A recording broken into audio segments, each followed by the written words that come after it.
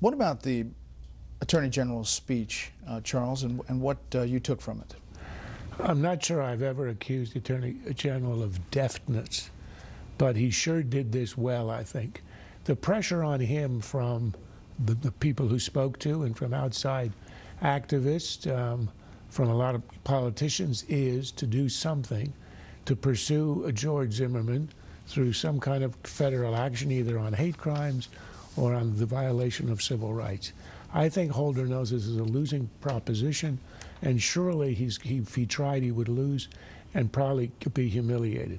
So what he did, rather deftly, I think, is to punt and deflect that issue to another issue, the issue of law. And I think there is an argument that we can have in the country over the wisdom of the stand your ground law. But as you indicated, it didn't have any important, even minimal part to play in the Zimmerman trial.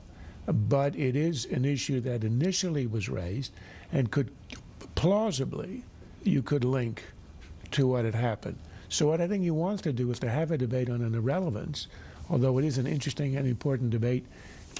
Do you want to put a burden on a person who's in a situation where somebody is about to attack him, where he has to calculate, am I safer if I flee or if I attack the person who's attacking me? But that law, I think, is one that we can have a debate on. I think he's smart in deflecting the issue over onto that and away from the persecution. The continued persecution of George Holder has done is, if you make it about the laws, about stand your ground, you've taken it out of the realm of racial conflict, which is, I think, what the country needs. The case is over, as the president himself has said, a jury has spoken. The case of this guy in this incident is over.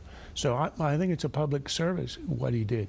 You know, I'm not sure it's the most important law in the world that we have to debate right now, but it is what the administration generally does. It punts.